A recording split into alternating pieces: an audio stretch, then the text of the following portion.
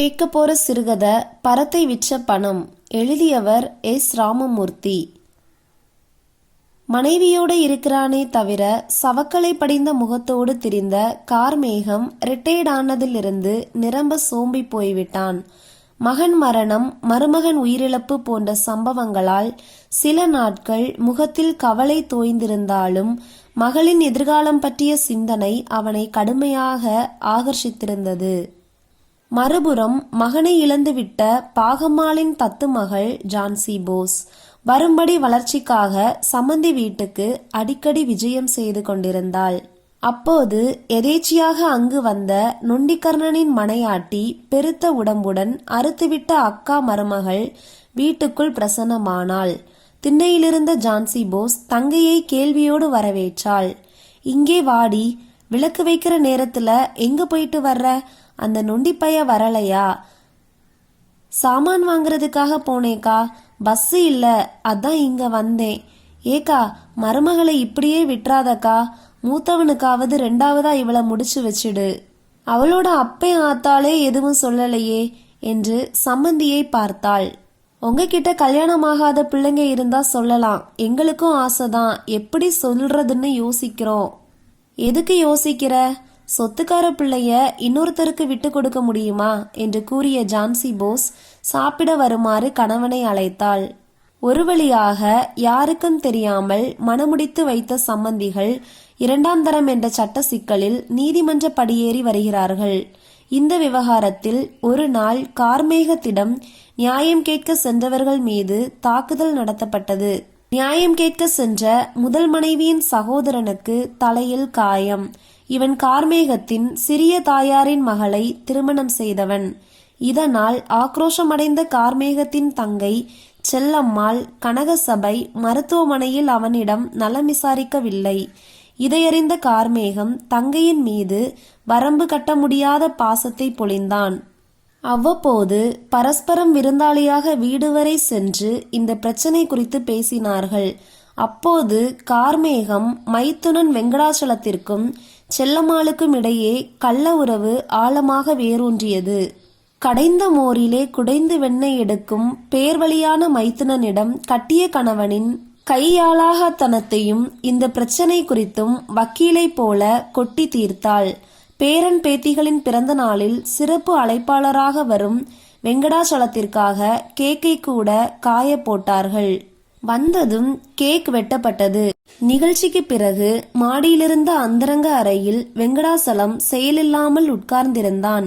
வழிக்கு கொண்டு வரும் முடிவோடு பிரச்சனைக்கு தீர்வாக புதிய உபாயத்தை சொன்னாள் செல்லம்மாள். மச்சான், மெட்ராஸ்ல இருக்கால்ல ரோசா, அவ மடியில கைய வச்சிடலாமா? ஏன்னா நம்ம வீட்ல அதோ கதியா கிடக்கா, ஒத்துக்குவாளா? நான் சொன்னா ஏத்துக்குவா அத்தாச்சி. மாலதி கிட்ட கூட பேசிட்டு தான் இருக்கா. நம்ம பிரச்சனைக்கு காரணமான அவ புருஷனை நம்ம வீட்டு வாசல்ல மிதிக்காதபடி பண்ணிடலாம். இது நல்ல யோசனை தான், முடிஞ்சா அத பண்ணு. ஒரே கல்லுல ரெண்டு மாங்காய் அடிச்ச மாதிரி இருக்கும். ஏற்கனவே அவ சொத்தை உன் தங்கச்சி தான் வச்சிருக்கா. இத முடிச்சா மொத்தமா ஆட்டைய போட்டுடலாம். போக போக வீட்டை காலி பண்ண சொல்லி ஓட விட்டுறலாம். இதற்கு அச்சாரம் போட்டு ஆரம்பிச்சிட்டுட்டேன். அவ புருஷன்ட்ட பேசிட்டேன், அவன் கிளம்பிடுவான். அப்படி போயிட்டா அவ சொத்தை என் மகளுக்கு மாத்திடணும். இப்ப நீங்க எனக்கு பாதி புருஷனா வேற ஆகிட்டீங்க, இதுல மாறக்கூடாது. நீ சொன்ன பின்ன மாறுவேனா? முடிஞ்சா நாம ரெண்டு பேரும் ஒரே வீட்ல வாழுவோம். இது ஆத்தா பாகம்பிரியா மேல சத்தியம் என வாக்குறுதி அளித்து விட்டான்.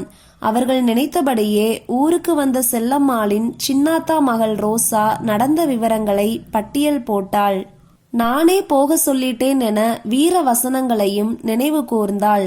இப்போதுதான் சம்பவத்தை புதிதாக அறிந்தவள் போல ரோசாவினை ஆக்ரோஷமாக திட்டியவள் கம்மாக்கரைக்கு சென்று கள்ள உறவில் உள்ள வெங்கடாச்சலத்திடம் பேசினாள்.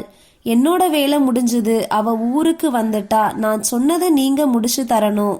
ஓகே, நான் மச்சானுக்கிட்ட சொல்லிடுறேன். சொத்து விஷயத்துல உன்னோட மாமங்க ஒத்துக்குவாங்களா? அவங்க முட்டா பயலுக, இப்ப கஞ்சிக்கே அடிபடுறானுங்க.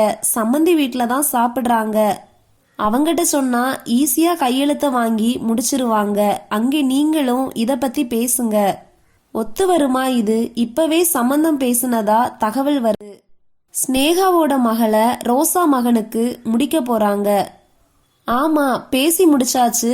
இதையும் என் மருமகன் தான் முடிச்சிருக்காரு. அவரு தலையிட்டா மந்திரி என்ன, ஒபாமா கூட நெருங்க முடியாது.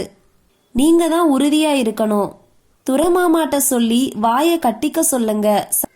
சரி, நான் சொல்லிடுறேன். ஆனா உன்னோட தங்கச்சியும் மகளும் ஒரு பாலான விஷயத்துல சிக்கி இருக்கிறதா கேள்விப்பட்டேன். முதல்ல நான் நம்பல. ஆனா என்னோட ஃப்ரெண்டு ஒருத்தன் போட்டோ காட்டுனா. அதை பார்க்குற மாதிரி இல்ல. அந்த பிரச்சனை வெளியேறாம பார்த்துக்கோ, இல்லைனா ஓம்பாடு திண்டாட்டம் ஆயிடும். எனக்கும் தெரியும், இவ்வளவு நாள் மறைச்சாச்சு, இனிமையா பிரச்சனை ஆக போகுது என்று போனை கட் செய்தாள் செல்லம்மாள்.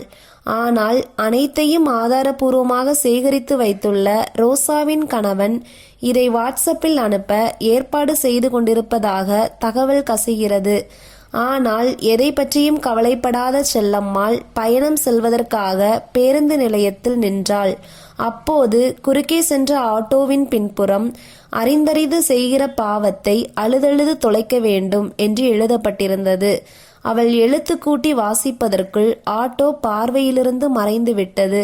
இதனால் எதிர்கால கனவு கற்பனை குறித்த செல்லம்மாளின் உள்ள பூரிப்பிற்கு இந்த வாசகம் மண்ண அள்ளி போடவில்லை. நன்றி. இனியொரு சிறுகதையுடன் சந்திப்போம்.